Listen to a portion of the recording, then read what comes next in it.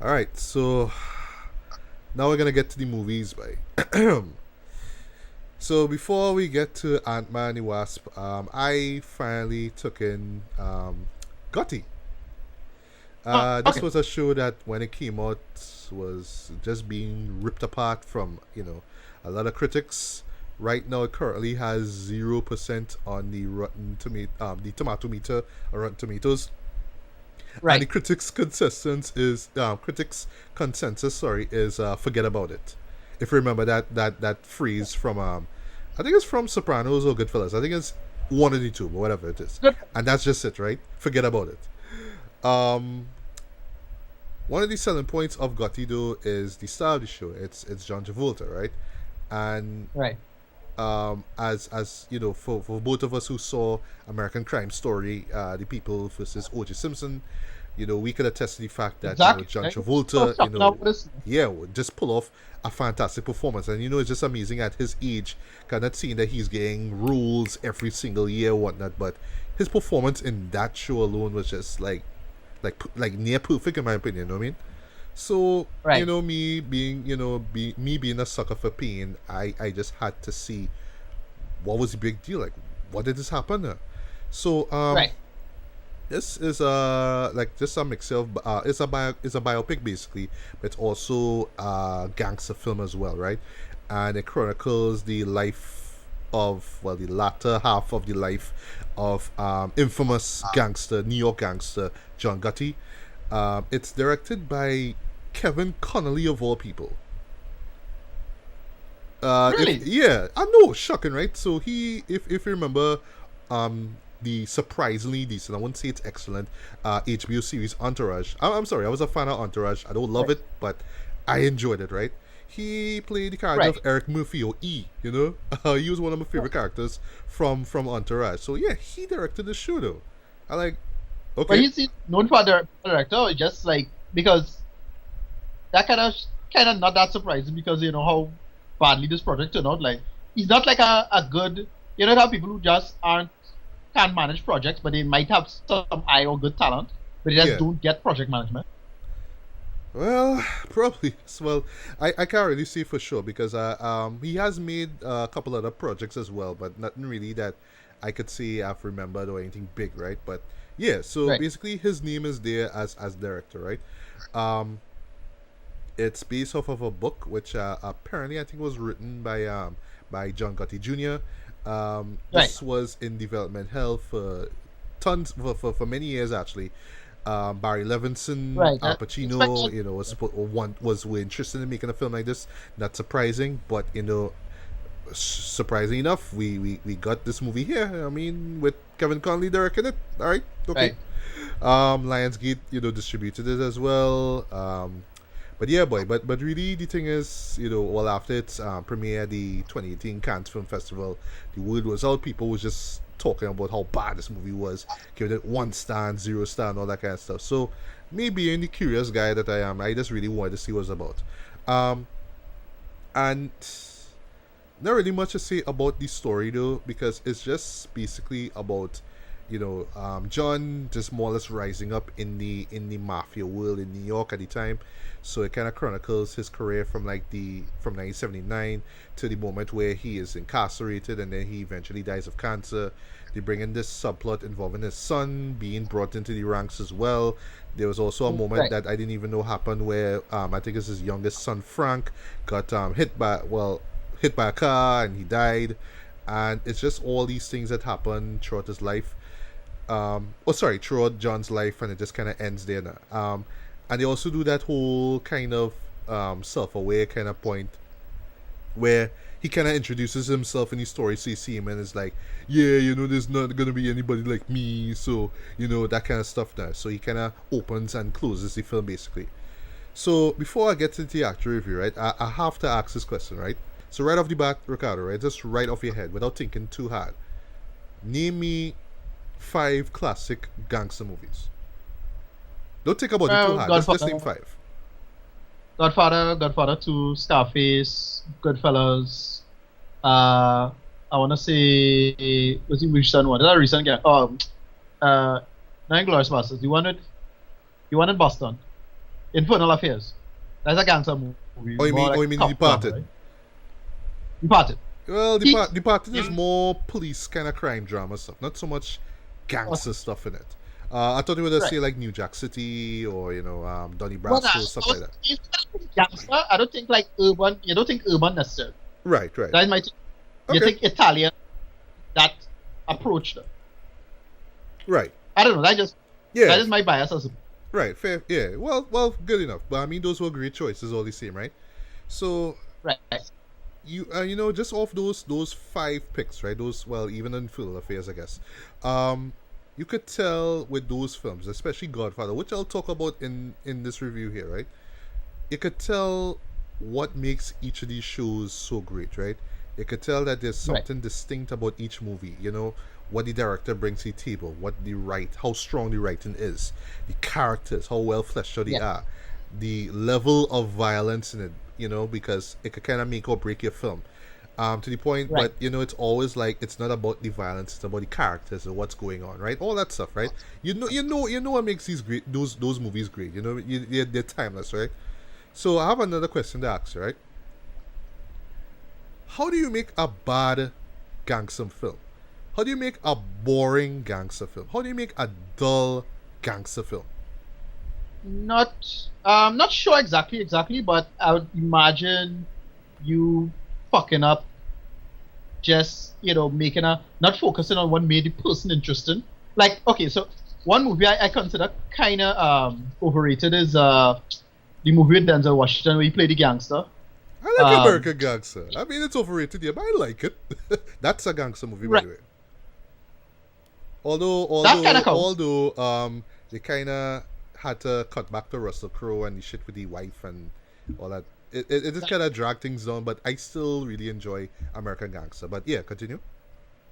Right, but the whole point is you had to focus on what made that person interesting, because Gotti is like really popular, but he's one of those like, he is only popular because of how untouchable he was. Yes, not yes. because he was a badass necessarily. Yeah. And from what I understand, this didn't really focus on that. No. You had to focus on what made them interesting. Like, at least American Gangster did that. Yeah. I don't think Frank was particularly interesting, but he was interested on the idea that he was clever and in subverting the whole metric of what it means to make money now. Yeah, like the man went to the source of the coke and say, hey, I buying out all of the coke. I can sell it right here, Dread. I can have my family, the male members of my family sell that shit too, and that's amazing. Like, who would have thought about that now? And yeah, but you are absolutely right though. This film here had the opportunity to, like, for somebody like me, like, I don't know all the details about John Gotti. I've heard him through countless rap songs. Biggie, for example, said Rudolph Giuliani and trying to see no black man turn to John Gotti, you know what I mean? I say you have a whole producer who name himself after Irv Gotti. Yeah, Irv Gotti, you know what I mean? Like, he's just such an influencer. So I thought this show would at least tell me how he got that way. Just lay it down to me who haven't lived in New York since the 80s. Like, I don't know about that world, right? Tell me who these characters are, right? You've had films do this before where you want to know why we should care about Tony Montana. You want to know why we should care about Frank Lucas or Vito Corleone, you know what I mean? And these films present that. Here it's just like, they expect you basically to know who these characters are. They want you to know who Neil Dela Cruz is, and Angelo Ruggiero is, and Sammy Gravano, aka Sammy the Bull, and Frank DiCiccio, Frank DiCiccio, whatever his name is, and Bobby Barillo, and Willie Boy Johnson, and all these people. I don't know who these motherfuckers are. I'm sorry, I just don't know who they are. I may have heard of them in a rap song, like I heard Sammy Bull in a Jay-Z song already. But still, you have the medium of film to tell me who these characters are. What made them so influential? Why are we talking about Sammy Bull in 2018? Right. And they fucked that up. Why had to give a shit? Why should I give a shit? So it starts off like, so it's just basically like the whole flashback thing. They use a lot of flashbacks. So it's John incarcerated talking to his son. And the film pretty much it's set up like that. So he's talking to his son, and they just talking about, Well, basically, his son is incarcerated too now. So he wants to do this plea bargain basically, so he could get out of jail in a shorter period of Right. time. But the father's like, no, because you're not supposed to snitch, and don't be a rat man, because because you didn't say don't be a rat man, right? But yeah, basically it's like don't snitch, don't be a rat, because that's not part of being a made man and all that mafia shit, right? So Right. and then this keeps going back to flashbacks, right? So it goes to the late 90s where he gets arrested, and then it goes back to normal times. Well, the time before he died, basically. And then it just makes this sudden leap back to this leap backwards into the 70s, basically, like the late 70s. And it's just seeing characters there as like, okay, I'm not recognizing the actor, but I'm supposed to know who this person is. And it just keeps going back and forth now. But here's the thing, it just keeps doing that, and never did I really get idea of who is John. Why John is. Right. Why should I care about John? It's just seeing John with his family, and he's telling his son, when you're in a fight, you keep on fighting, you keep fighting until you can't move and all that kind of stuff. Okay, interesting, but why should I care? You see him with his Yeah. wife, and his wife is distraught because of what happened with her youngest son, dying basically, right? And still is like, why should I care? What does this have to do with anything? What does this have to do with his come up? Because that's the essential thing that you want to see in a gangster movie. Their come up. With the exception of shows like, see, The Godfather, well, at least with Vito was where he was. And then he had Godfather Part 2 where you saw his come up. But basically, it was the come up of Michael Corleone, right? You saw that and you believed it, right? Here, it's just like, he just so happened to be there. And then all of a sudden, they have this hit on this guy called Paul Castellano. Once again, a person that I may have heard of before, but in the film is just presented in a way that I should know about the character, but I don't know much enough to give a shit, right? So is this thing with Paul, and they just find like they just don't like him being the boss's, like, the underboss, so they want to organize this hit on him, and then it's like this thing happened, and it's just all this stuff whereas, and then they pull off, then they had to use like news reports and like the sloppiest, laziest way imaginable. So it's like this news report, like, oh well, Paul Wow. Castellano got killed and he got gunned outside of this restaurant and blah blah blah blah, and I supposed to give a shit? Why? What does have to do Wow. with John? Like, I hate to watch John come up. Okay, so he killed a man, Right. and now he in power. Okay, great. But still, it kind of goes, and then it just kind of deviates to, okay, and now I want my son in power, and then boom, bam, whatever it is, now I'm arrested, whatever. So, right off the bat, another thing that really brings this film down is the runtime. This thing clocks in at 110 minutes, right? And never did it just runs For through sure. everything so quickly, boy. To the point where it's Right. like, you could have just had a 2.5 movie just to explain everything, to just give more backstory. Let me care about John. Let me really see him rise up to the point where it's like, okay, now I buy into him being this great, infamous gangster. And not just cut from 1980 to 1985 and be like expecting me to remember news reports from the 80s for me to understand what's going on. Why? I didn't come into your movie to remember a Wikipedia page about John Gotti. Be like, oh, okay, I remember that. Yes, that happened back then, and that happened. No, that's sloppy writing. The acting wise, I mean, everybody does what they're supposed to do. I mean, it wasn't like a terrible performance, but because characters is kind of blur in and out, even John himself, as well, John Travolta, I, for myself, not really caring about nobody in the show, to be honest. And then another thing, well, the reason why characters kind of blur in and out, right? So, going to Godfather, right? One of the key things about Godfather, why it's such a renowned classic. Remember the cinematography in Godfather, the first one? Right. Remember how characters were when they were indoors, right? Especially with Vito's room, right, where guys came in and asked for requests and all that kind of stuff, during his daughter's wedding day, right?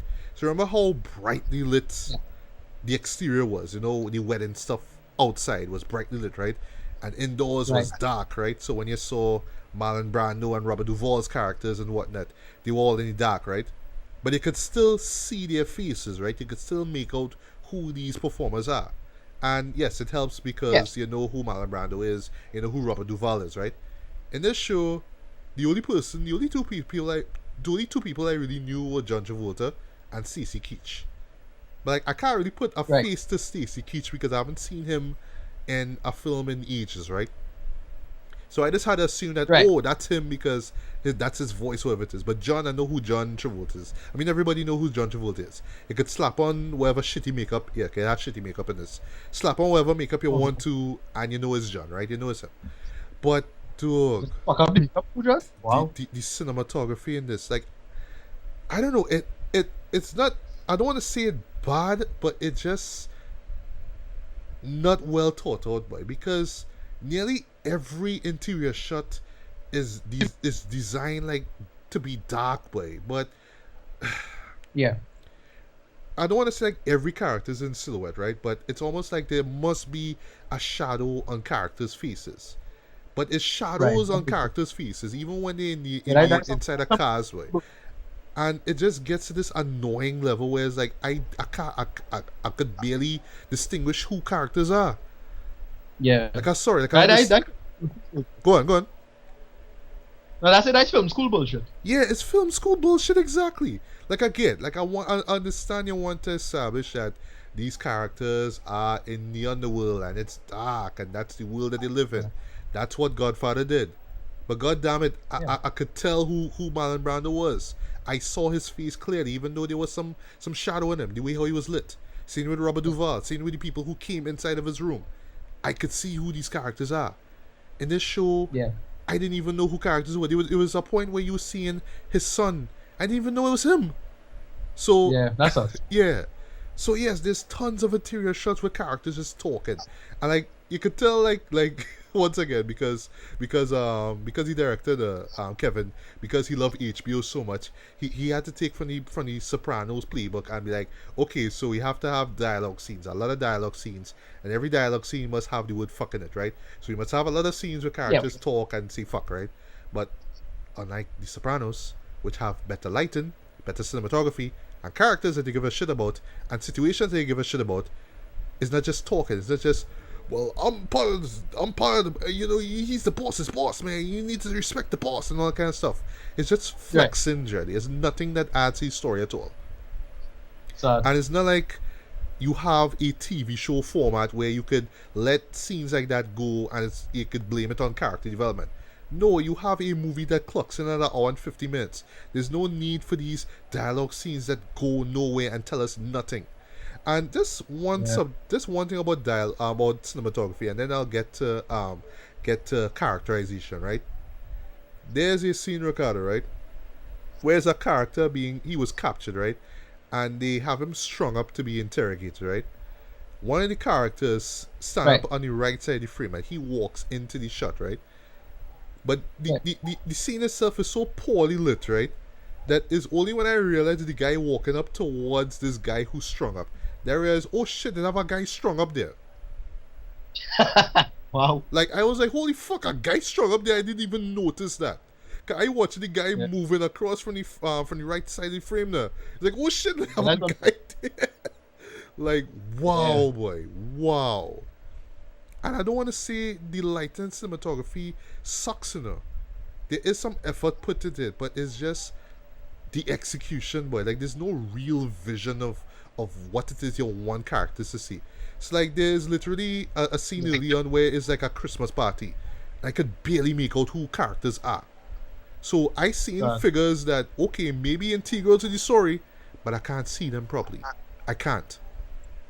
And now you get the characterization. So like I say, characters kind of blur in and out. You know what I mean? So you see characters, and you know, they're not given enough backstory. You're not given enough characterizations. Everybody kind of looks the same. No offense, I'm not saying that all Italian Americans look the same, right? But they move alike, they talk alike, they act alike.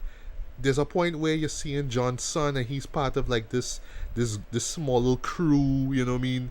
But there's a scene later on where they're in this bar and they picked up a fight with that guy, and they just had this fight scene, like real mean street style kind of shit, right?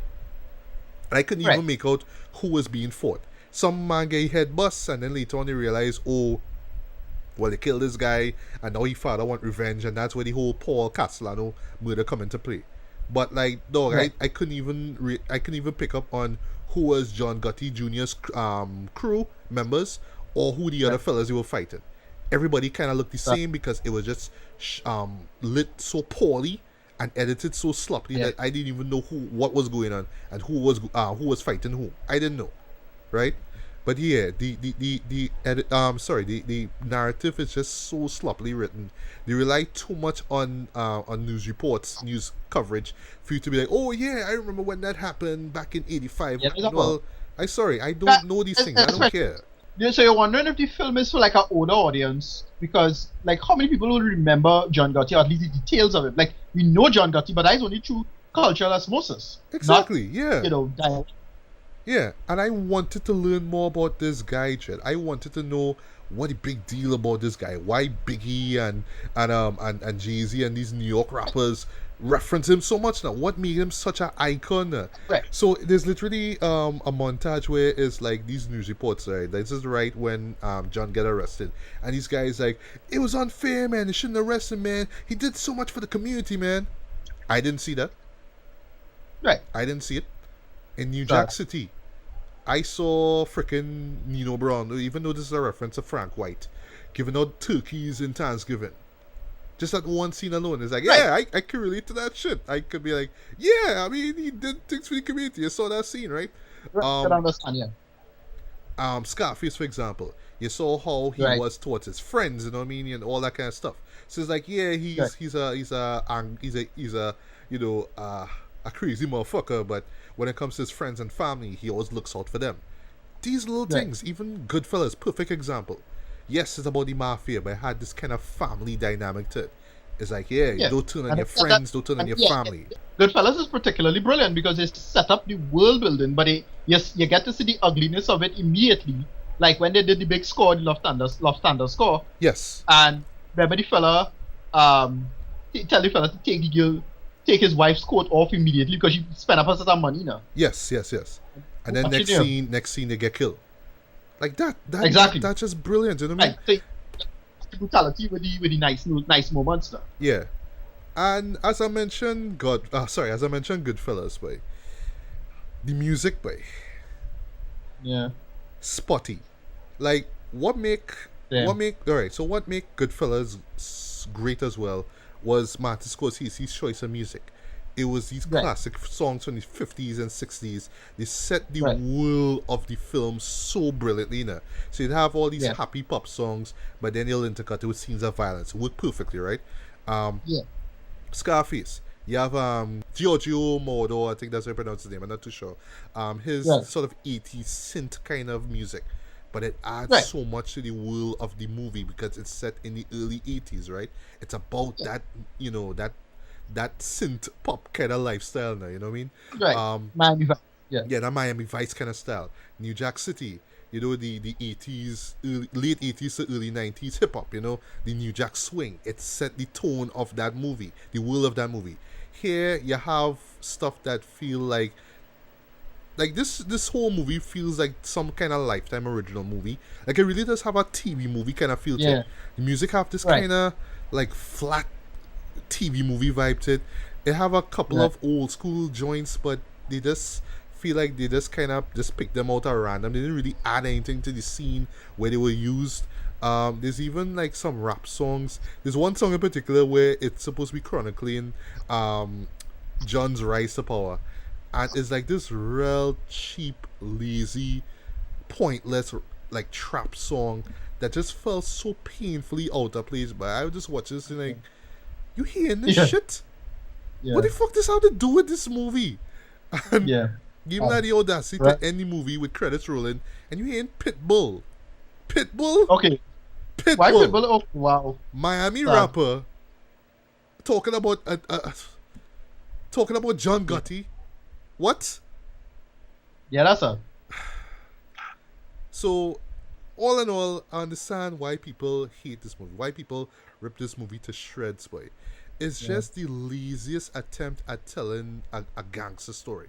And you're taking such an iconic figure, Jed. But a figure, like I say, admittedly, I don't know much about. Except his place in, gang pop culture, basically. Whatever it is, right? And just to use a quote, like, the quote is used from A History of Violence. How can you fuck? How do you fuck that up, man? How can you fuck that up? Yeah. It's John Um, Gotti. It's John Travolta. Come yeah, on, do seriously, something shocking. with that now. You know what I mean? But But you right, expecting that is me, shocking. yeah, but you expecting me to know John Castellano and Sammy the Bull and Frank DiCiccio and character like what? Like I supposed to, it's almost like a war film. Like I supposed to know everything about World War II to get the context of what happening here. You know what I mean? Like Right. Dunkirk. I had to know everything about World War II to understand what's going on in that movie Dunkirk. No, you just give me Exactly, just the right, base, exactly. the It improves the appreciation of the film, but you don't need it to like exactly. the movie. Yeah, and the Right, movie doesn't even set it up like, oh well, in the 80s, this is what happened, and this was his rise to power, and blah blah blah. No, right, it just kind of starts with John talking to you and saying, well, I've been dead and dead and in jail. I've done both, trying to be clever, and like, what am I supposed to do? Like, how am I supposed to set up your character, right. basically? Like, come on. Yeah, But yeah, yes. characters just kind of blend into each other. It's like literally, I didn't even know who characters were, and the poor lighting. I have to Wow. confess, poor lighting, or just misdirected lighting. That's the best way I could describe it. Misdirected lighting and cinematography didn't help things at all. They were just shots that Right. just look Narrow, way yeah. too dark. There were characters that were in the shot that I didn't even know who the fuck they were, and because the characters just so one dimensional, one note, I did not know who characters were at all. There was no Right. distinct quality about them. Look, just to use Goodfellas again, and then I'll get you rated. Look at Paulie. Great character from Yeah, from Goodfellas. You know who Paulie was. Paulie was that guy who he knew the game, but he knew you had to play it safe. He was that type of person that would right, take exactly. to he wouldn't want to get into violence just like that, like say Robert De Niro or Joe Pesci's character, but he was just that Right, cool, calm character. Um, there was Manny, you know what I mean, from Scarface, the guy that would do the job, but he was in love with Tony's daughter and whatnot. There was qualities about these characters. There was right. characterizations about these characters. No, in here it's just, oh, That's I'm a fucking mafia true. man, and yeah, that's the Yeah. rules. I shoot you in your head. That's the rules. That's how I mafia it, is. Whatever. what's shocking about this too is that it's a true story. So like, Yes, yes, no. Okay, so let us go back to OJ for a second. right. So I don't know the context of the movie necessarily, but remember OJ was based on a book, Yes, and I had a big problem with the People versus OJ because I thought Cuba Gooding Jr. didn't play OJ. It didn't feel accurate at all. Like nothing about OJ Simpson yeah. It felt felt like Cuba Gooding Jr. playing OJ. right. But but even that, he still felt like, well, OJ is that whiny and wimpy, and you didn't get at all from OJ in any real life or any other account. But if it's according to the book, from what I understand, right? Yeah, So, if you're following a book, then you have to follow the book. Even if the book isn't accurate, you still follow the book. So that I somewhat tolerated Cuba Gooding Jr.'s performance. But now with this, you taking the son's accounts of things and you're still fucking it up from what I understand. yeah, And to me, there's like a way just definitely have to ignore what this book is about. yeah, Because if you mess up the movie, and look, I think from what I understand, because the project was in such a mess and its developmental health and blah blah blah blah blah, that's why it fails. I get that. yeah, But at the same time, it's like, oh boy, you gotta still make sense of this though. yeah. And dude, Yeah. with this last thing I'll say before I get to rate it, right? This show is so incredibly bad, Yeah. right? That there was actually a controversy about it with Rotten Tomatoes, though, because yeah, like I said, it has 0% right now, and people were just thinking that wait now, but how many people actually review this show? Like how was Rotten Tomatoes Yeah, trolling us or tell me something like that? And it's actually like no people who actually contributed, like Peter Travers, for example. We saw the movie. It right, sucks. It sucks, and it's shocking how it right, sucks. I just can't believe how bad this movie is, though. Given the source material, given the mm, cast and crew, it, right.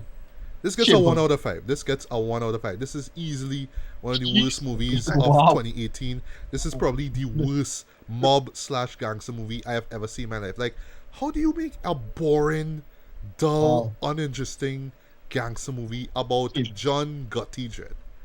And somehow this Yeah, movie that's just shocking. answered That's my shameful. questions. This is Yeah, that's baffling to shameful. me, Dread. That Like, is wow. wow. Yeah, boy. This is a Yeah. Wow. huge L, boy. Like, Like, dude, before the year ends, Ricardo, you have to see this show. Yeah, that's to Words see can't put this like how put they this in fuck here. this up. You have to see, Yes. and you trust me. You'll be asking yourself, how do you fuck this up, Chad? How do you fuck that Yeah. up? How? How they fuck this up. But yeah, How? boy. How? How? Chad? I still can't believe it. But yeah, this movie gets a Yeah, 1 out of 5. Boy, this sad. is baffling That's to me. really sad. Chad. Okay, Damn. so moving Damn. along to better things. Let's have a palate cleanser here, and we'll talk about palate cleanser here with this review of Ant-Man and the Wasp, Yeah. right? So before you get into like, well, I want you to do the consensus, what it's about, right? Let's talk about Ant-Man, the first one from it. So yes, Right. so season 1 of Bears Beats and Bailey. This was one of the first movies that we talked about. We liked it. Yeah. You know, we enjoyed it. It wasn't great. Right. Yeah, I mean, but you know, it was like this family-friendly version of the Marvel formula, and for what was, you know, it works, right? Yeah. I watched it again the day before I saw Yeah. Ant-Man and Wasp, and you know, it's still enjoyable. I still do think that the villain was very, you know, very mwahahaha. This is my evil scheme. I'm going to shrink people. Yeah, You know what I look- mean, even though there were a couple of scenes where it's like, you motherfucker, you just like shrink That a was a guy little in our fucked up. bathroom to like shit, and then know? you think with the sheep to like shit. But yeah, but I thought that he was a good enough villain. Although I find that he take a little too long to put on the yellow jacket suit. But you know, the gimmick, of course, the Right. whole shrinking thing, and I thought that worked. You know, the depth of feel and just making you feel like yes, Yes. you are this miniature character running around in this gigantic world. You know, it works. Michael Douglas was excellent as Yeah. Hank Pym. Evangeline Tilly, you know, she was great as the supporting character. Well, his daughter basically. Although I find it kind of forced the romance at the very end. You know, you saw them kissing in the end. It's just like, yeah, y'all kind of just throw that in just pseudo. You know what I mean? Yeah, no. Even like Yeah, if you were to no. compare to what happened in this movie here, which we'll get to in a bit. But yeah, overall, I mean, it's lighthearted Marvel fare, but I won't Right, say no, okay. it's one of the best movies or one of my favorite characters in the MCU. But I still enjoy it for I what it know. was. I know. No, I say our colleague Samale Polani considered this one of the worst of the of her MCU listener. And yeah, I couldn't get myself to agree with that, but I understand why it's a pretty weak movie, but it's a fun movie. And Yes. again, it's because of the whole Edgar Wright thing. It got, you know, it had a whole scandal with that involving Edgar Wright and Kevin Feige, and he had his own vision, and Feige had his own vision, and he straight up get kicked out on fire from the project, Yeah. replaced him, and but the thing is that I had a lot of fun with it. Again, the depth of field stuff looked great. What I loved about that film that I thought was missing in this film, when you talk about that, is all the little ant stuff. Like you get to learn about ants. Yeah, you're right. always have this You're type of- right. Yeah. I want to see more ants, man. Where the ants? Yeah, right. Yeah. And yeah, but I ended up having a lot of fun with it. Paul Rudd is likable. You know, Yes. you make that work. And we're gonna just talk about what are the big problems I have with this film. I don't hate this movie, but it is one of the weaker MCU films for me. We'll get into that. It is. Yeah, that's what I just read through what the Right. story is about briefly. Right, so following up from the events of Captain America Civil War, our boy Scott Lang is under house arrest. Yes. And he could have gotten a lot of more time in prison, and he could have, you know, this was borderline terror, war crime stuff that he did, helping Captain America out the way he did. But he get off easy, relatively.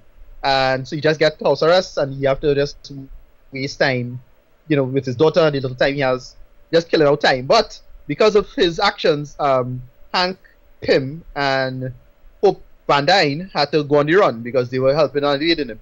And then basically what you learn is that the plot is involving Hope and Hank because of what Ant-Man did in the first film of getting out of the microverse and escaping, which is something that should have been impossible. They think, well, if it's possible, then we should have the ability to get back the mom because the mom is presumed alive. And then they link it's have something involving mom and our boy Scott Lang as well.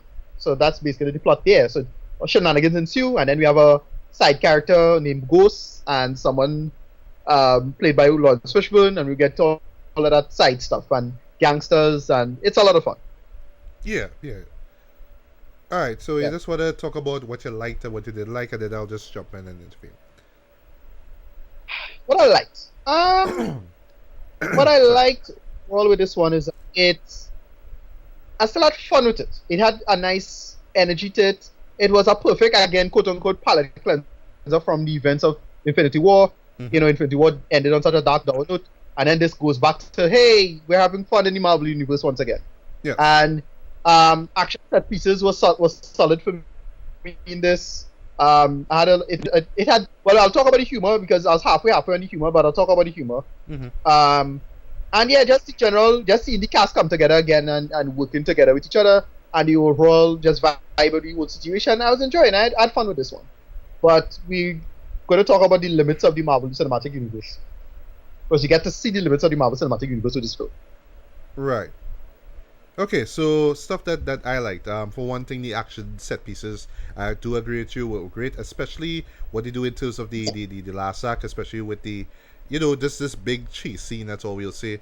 I do feel, however, though, while I was disappointed that some key moments in those action sequences were spoiling the trailers. I mean, I understand you have to sell the movie and make it all fun and whatnot, and you have Rob Bass, It Takes Two in the background to make it all cool and everything. But I wish I didn't see the Pez dispenser scene or the salt shaker scene. I would have loved to be surprised by stuff like that. But yeah, the action scenes were on point. Just them utilizing the basically the whole shrinking abilities of both the Wasp and Ant-Man as well. I wish though that we could have gotten to see more of the ant stuff, because in the first film, you got to see how just how cool ants are, how they work together, the stuff they could do, like build bridges. Well, in the movie, they build like a kind of temporary bridge, if you will, for Scott to run over, and those clever stuff now.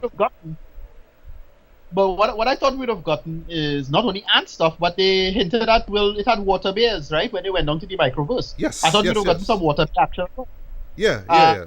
But yeah, like you had it has still a lot of cool ant shit to like think about. So stuff like, what a trapjaw ant is?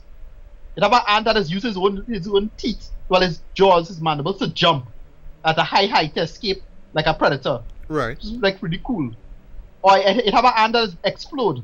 Like it have an ant that the whole abdomen is explode, and it's like spit out acid or something insane like that. Like, that's pretty awesome. We should get that. We didn't get any of that. Yeah. So yeah, it's called Ant-Man, but we didn't even get like the ant shit, you know what I mean? It's not Anthony, but is the one that grew in size at the very end of the movie. He shows up again. Right. And there were a couple of cool moments with him, right? But yeah, also, what else? I mean, Paul Rudd is still incredibly likable as Scott Lang. I mean, you do buy into him, especially the setup with him and his daughter. It's cute again, Yes, the actress who plays the daughter, she returns again, and she grew teeth. Right. Because, last time she didn't have enough teeth in the film, but whatever. Yeah, and they do some great comic foreshadowing with her. Yes. Because, we know in the comic, Cassie Lang goes on to do Ant-Man shit, and I think she becomes the future Ant-Girl, or Ant-Woman, or whatever it is, in the future. But the new Ant-Man, I did not know. That I did not know, right? Right. So little stuff like that. Right. Evangeline Lilly, I thought that she was great as Wasp. That's one thing, though. I just wish that, the film itself could have made up their mind, the relationship between the two. Cause in here, it more feels like they're just working together, like they colleagues, not like potential, romantic, couple, basically. It's just like, we work together. Scott, you do understand what's going on. You making us mistakes. Because they kind of playing him off as just this kind of bumbling guy for some reason. And Hope is like, what is he doing? Blah, blah, blah, blah, whatever it is, right? So, they could have kind of fine-tuned that a little bit, like, not off screen, but just off costume, basically. But when they do don the costumes and they do work together, it makes for some entertaining moments. What else? The music is fine. I mean, not memorable. The humor at some points work, and that's one last thing I'll just say before we get to criticisms. I felt that the dynamic between, amongst T.I. and Michael Pena and forgetting the guy's name, the Russian guy, I keep forgetting his name.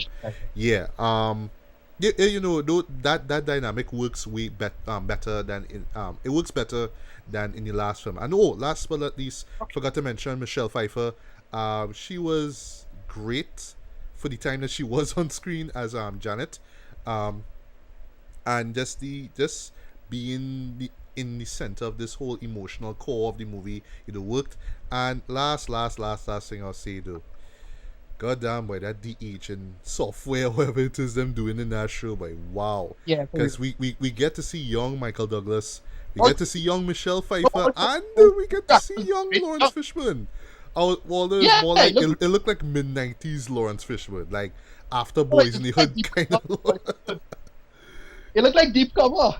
Yeah, it looked like deep cover Lawrence Fishburne. Like, jeez, But, man.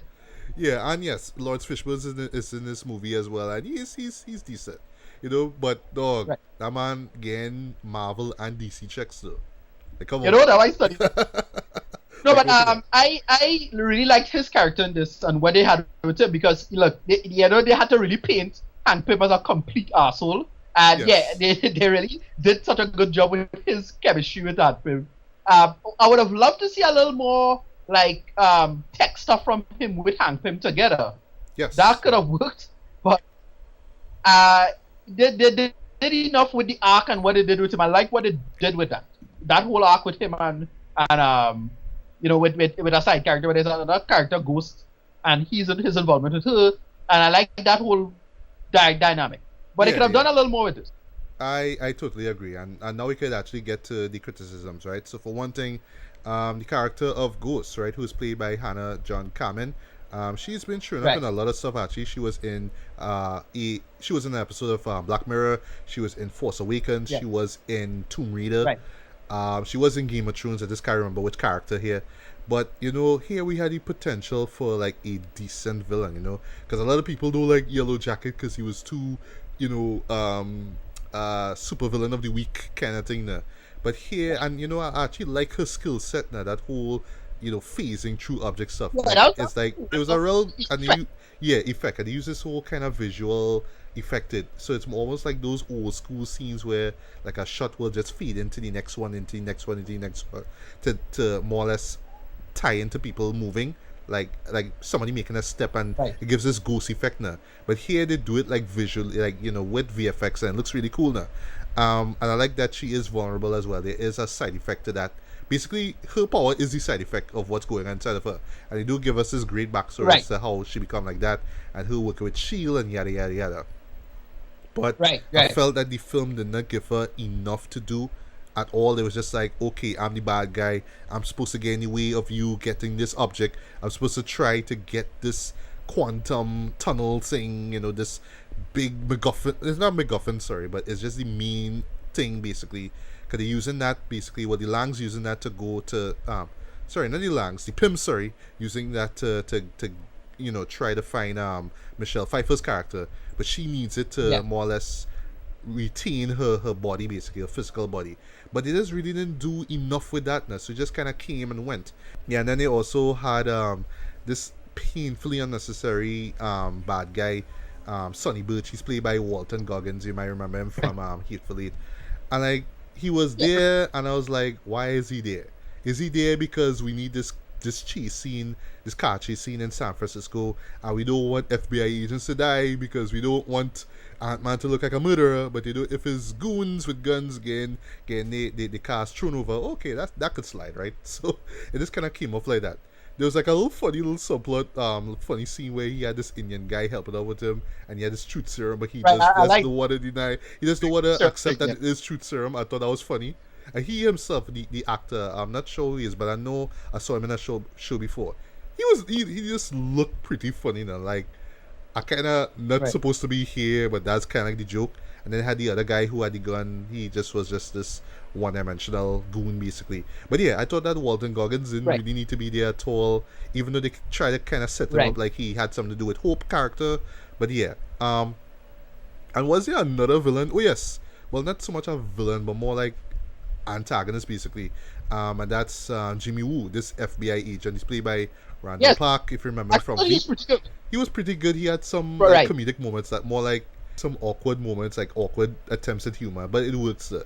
But it was just more like, okay, let's just try to be one up against Jimmy. Let's try to do what we have to do and be back in time before Jimmy finds out, oh shit, I'm out of the house and breaking the whole house arrest stuff there. So he was just there as a comedic, third villain as such. But really, it could have just been about Ghost's character, but they just really didn't do much with her for me to really care about her. Even though they do have some emotional stuff with her, but still it's like, was she really a villain, or she just like, I don't know, caught up in the crossfires or something like that? But what were your thoughts on Goose, just that character herself? Right, I thought she's a pretty cool villain, but it's something that we kind of see the pattern. The pattern's starting to be noticeable now, where it's the villain who have a case to be made and they're victims, but they kind of decide to take the dark route for it. Yeah, I mean, we saw that with Deadpool too. You know what I mean? We saw that already with Deadpool too. That we're doing this here again. Right. Yeah. But with the MCU in particular, this is the formula that they're going with now. So Killmonger kind of started. Well, I should say Zemo kind of started. Then Killmonger, then and every one of these, then Vulture, and it's good, but again, the formula was kind of showing at this point of the villain that is a victim in a sense, so you kind of understand the case and they have a point, kind of. But to me, the problem with villains like this is that it don't take much to like talk them, like just sitting down and talking for 2 seconds should suss this out, in my opinion. Yeah. And they never do that. They get how they could work around that. Yeah. But the character was kind of cool. I thought it was interesting what they did with that. Again, I like to power set and how that special effects was working, and she was a good actress. I liked her. She had a good chemistry as a villain and whatnot, and what they did with it. So that was about it. Yeah, and her outfit's kind of badass, by the way. I really like that outfit. Yeah. Yeah. Also, another big criticism for me was the humor. Some of the jokes work, but others just kind of fell flat though, unfortunately. Right. And it just happens to pretty much across the board though. It was like a particular character wasn't funny. It's just like there's just certain moments with all the characters that just kind of fell flat. I don't know. Yeah, I don't know what happened, because they either needed to punch up that script or block the scenes better or something, but a lot of the humor fell flat for me. Like it works on paper because it's the typical Marvel stuff, right? Where you kind of stop the action to do a joke, but it still works and flows reasonably well because it works like it's that kind of working sitcom now. When you just stop to have the crowd laugh. Yeah. It works quite well, but you have to do it very quickly. And the problem with this is that the scenes went on too long and they didn't really serve a purpose. Yeah. And last time in the first one they had you Baskin Robbins bit. Yes. Pretty good bit. Yeah. In this one they decided to say, okay, let's do the donuts thing, and it just went nowhere. Yeah, it didn't. No one cared. Yeah. Not funny. Came and Not went. clever. I didn't even remember it, to be honest. Right. Then they did the whole the worst thing in that stood out for me. I thought worked was the whole Lewis bit. When Lewis is telling stories, right? Yes, we love that. And then they always use that song from the Blaxploitation classic Coffee. If you haven't watched it, please do. They always use that piece of music there in it. Right. That is the only time I was genuinely laughing at the movie. But everything else was like, oh, we need to stop the humor. A lot of it don't work. The whale moment was kind of funny. That was okay. Yeah, it was, yeah.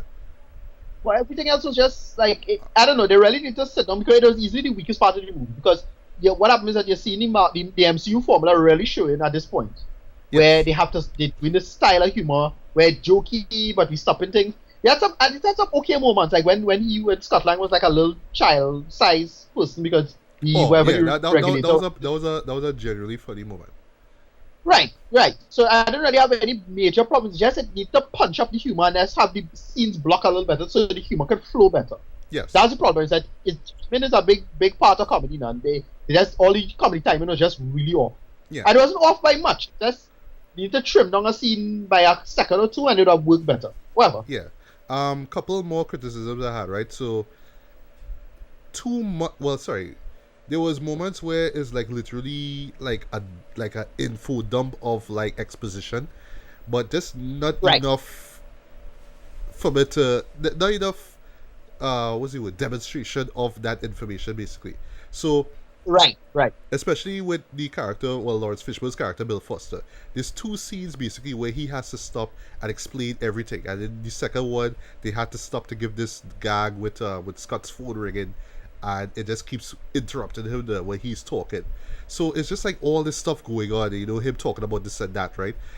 Him explaining powers and why him and Hank, split up, because they had a partnership before, and it was just a little too much info dump on me, and it just kind of dragged the story along. And then also too, because you have this whole thing about the quantum realm, you keep talking about the quantum realm, you keep Right. telling about how important it is and how it, but you give a little glimpses of how certain things work, like how Michelle Pfeiffer, which I'll talk about in a little bit, able to send across this message to Scott, and how he could how she was able to take over his mind and whatnot. And then there's even one scene, Jed, which I don't care how low you have your suspension of disbelief, Jed.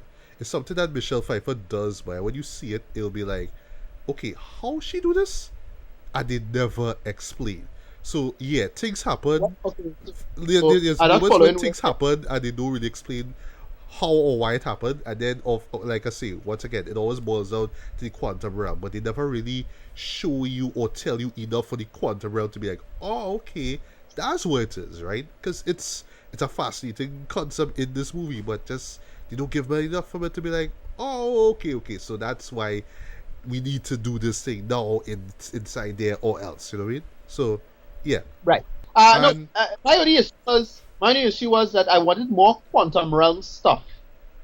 Like I wanted more microverse action necessarily. Like I thought we'd get to see more with the water bears, or we'd want to get to see some more interesting stuff with that. And I thought that was just too quick. Just a big she come in, you come out, and that's it. yeah, No yeah, action. Just happened. I thought they'd have to do stuff there, and they didn't really have to do anything. yeah. And one other this little gripe of mine. This is a gripe. It's your sequel though. I felt that as a sequel they could have stepped things up. They could have stepped up not just the humor but just the emotional core of it. Like I'm not expecting them to go all Galaxy 2 and have people tear up in the end, because a character die. I'm not saying that. But it's your sequel. You have to kind of step your game up here. And the argument is, oh well, this is coming off right after how depressing the end of Infinity War was. It just kind of felt like the same old same with the last film.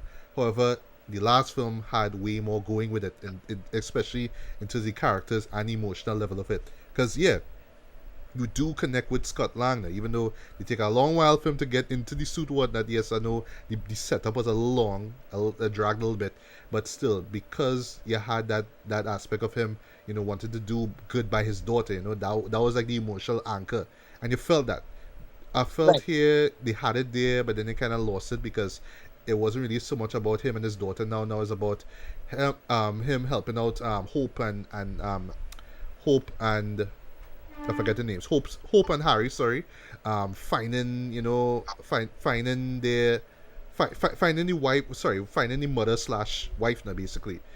And okay, Yeah. that's fine and everything like that. But then you have all this stuff going on with people trying to get this item and that item, and it's like, well, what them have to do with the overall story?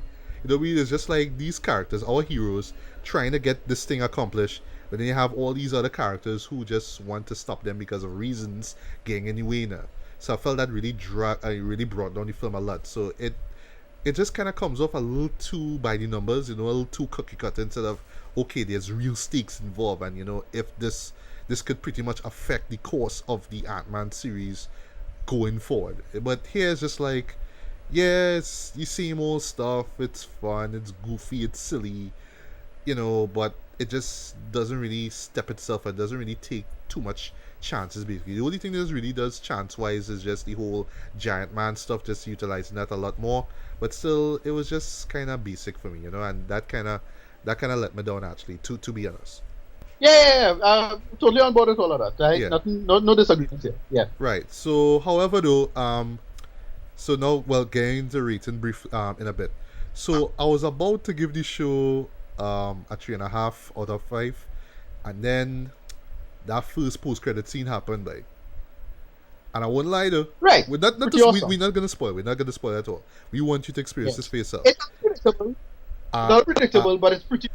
I kind of knew they were going there, but then when it happened, Yeah. I was like, well, what? That's what we talking about. And then, yeah, Yeah. I Yeah. started clap. I started slow clap. Everybody else around me started clap too. It was like, this is what we Yeah. wanted to see, Jed. It happened. I was like, oh my god, they actually do it, Jed.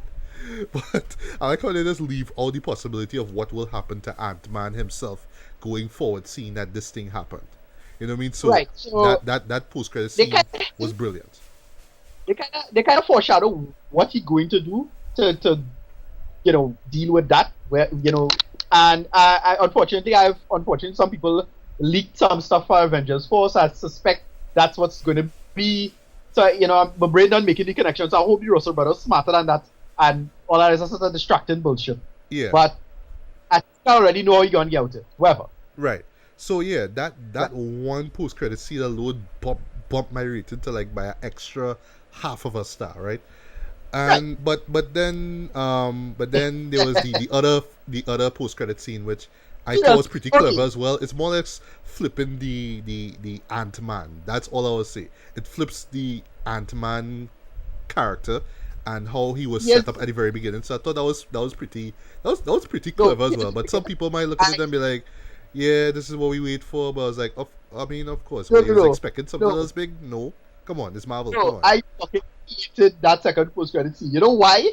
Because we already got some shit like that in Spider-Man Homecoming and they made fun of it. Like seriously, only got some bullshit like that. Oh my god. I hated that nonsense. It was I don't know, I chuckled at it. It was one of those who was like, oh, okay. I see what y'all did there. I see what y'all did there. Alright, yeah. I wasn't expecting it to be some kind of big I was expecting it to be some kind of big shocking scene or something to hint at the next movie or whatever it is. I know they was gonna cheat us, kinda set us up there basically. But you're right, maybe they could have just kinda flipped it, like have the big scene at the very end, but no, it would have made any sense anyway, so I guess that. Although I like at the end when they say Ant-Man the Wasp will return and then they change the question back. It's like, ha ha ha. Yes, I see what y'all did there. Okay. Yeah, but that scene aside though, overall Ant-Man and Wasp was still a fun movie. It was light, it was breezy, it was entertaining and it was enjoyable. However, as a sequel, I wish it could have been, more. It could have been better as a sequel. It could have been more emotionally gripping, but not like say Guardians of the Galaxy 2 level. But just it's a sequel. Step up everything. Make me care a lot more. Step everything, the action scenes, the characterization, the story, everything. Even right down to the villain and all too. But here it just felt like just playing it safe. I really don't want to see. I really hate saying this about this movie, but it really does feel like they're playing it just a little too safe here. It's just like, just have this show to have fun for the summer. But at the end of it all, I don't think people will be going back to the show in a hurry, which is a shame. I would more go to the first movie just because it just set up this whole crazy new world than go back to this one here. I felt they really could have done a lot more here. But, I mean, it is what it is, right? So, for me, I will give this a decent 3.5 out of 5. It would have been a light 3.5 out of 5, but just the extra half of a star just bumped things up just a little bit, just that extra scene, just added things. But no, it didn't save the movie, and I wasn't expecting it to save the whole movie, and now I suddenly love this movie because of that one end credit scene. No. You know what I mean? I have to judge the movie before that now. You know what I mean? But yeah, if you enjoy the first movie, then you'll know what to expect with this one here. If you just for some reason just like love, like flat out love the first movie, yeah, then I imagine you'll love this one here. But if you are like everybody else, like you true diehard MCU fans, and you're like, yeah, Ant-Man was alright. I mean, it was good. Then you'll see the same thing here with this one here. You know what I mean? But as far as sequels go, it is one of the weakest I've seen personally. As far as MCU movies as a whole go, it's one of the weakest here. But I do understand it's Ant-Man. He's not one of my favorite MCU characters anyway. So I won't say that I will be going back to both these movies anyway. But it has its place in the MCU, I guess. I mean, it have people out there that just want to see crazy, kooky fun, and I mean, just off of a concept like that, I mean, it works, I guess. So yes, it has this fan base out there. It's more family friendly than the other MCU stuff. But I don't know, I just prefer the more edgy stuff. So Last things last, I'll say, whoever it is say that this is the best sequel since Captain America, the Winter Soldier, is on crack. Hell, Whoever say that on real crack. hell, Because this does yeah. not match the level of Winter Soldier. It doesn't even match the level of Guardians of the Galaxy Volume 2. And that was one of the best sequels the MCU ever gave us. But yeah, as a sequel and as the MCU movies go, this is another weak one. Not a dud, but just not want to go back in a hurry. But that's in no way am I saying don't go and see it. If you enjoy the first one, go see it. If you want a palate cleanser, if you're still, reeling from the emotions from Infinity War, then yeah, go check it. You might like it. So what do you give for this? me, I get this one a low movie Tom.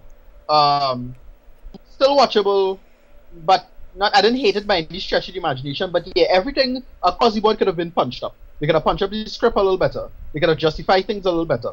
Not bad, but yes, and you still follow the story perfectly fine. The humor could have been a little better. No, the humor could have been was the biggest disappointment for me. They could have punched a lot of that stuff better. Just to have the jokes just pace itself out a little better and breathe a little more.